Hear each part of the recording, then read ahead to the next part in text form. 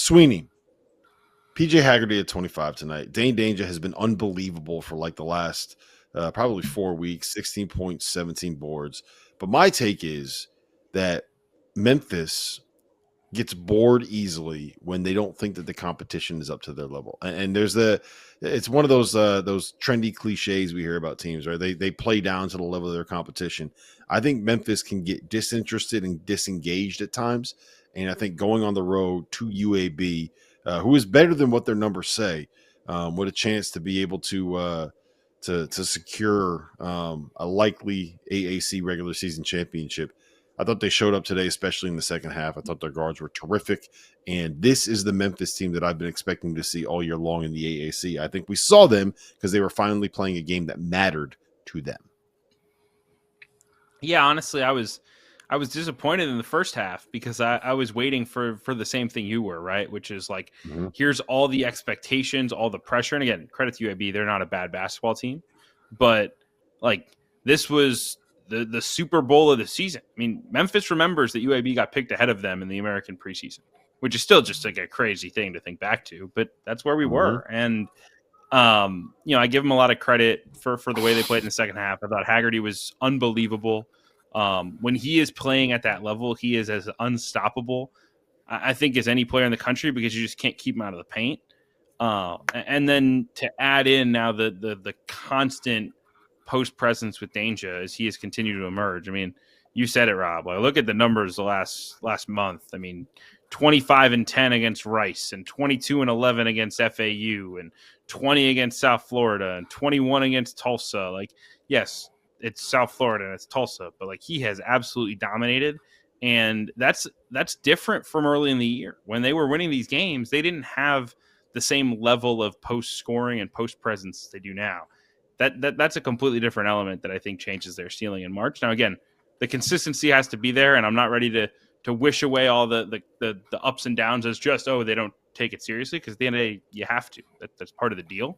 But when they're at their best, like they were in the second half today, that's a very, very dangerous basketball team.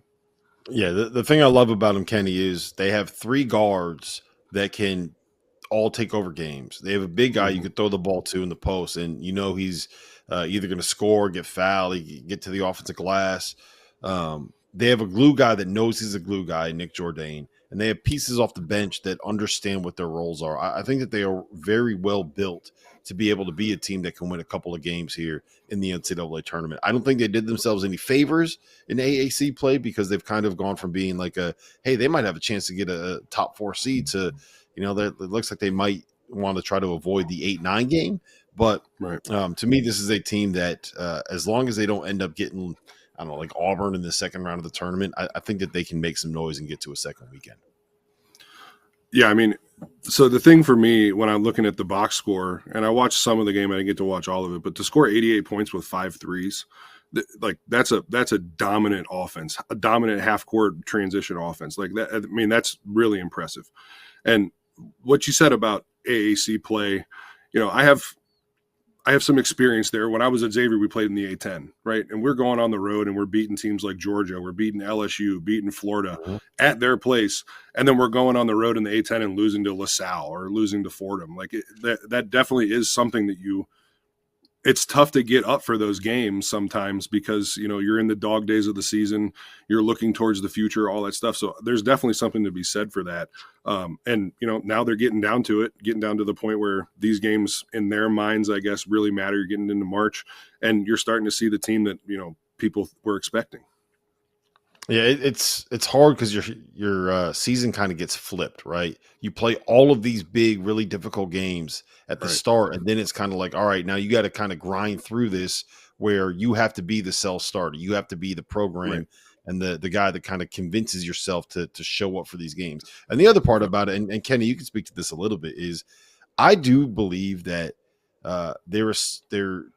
you should be able to overlook losses on the road in league play a little bit more than a typical loss, because you're playing teams that know you better.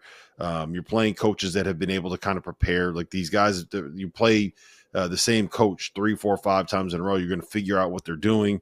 There's going to be rivalry elements. I think that part of what burns programs like Memphis and maybe Gonzaga in the WCC and some of the teams in the A10 and Mountain West is they lose road games where there's no shame in losing a road game in league play. But if it's a quad 3 loss because the team that you're playing happens to be like 114 in the net or whatever it is, it ends up burning you more than it probably should.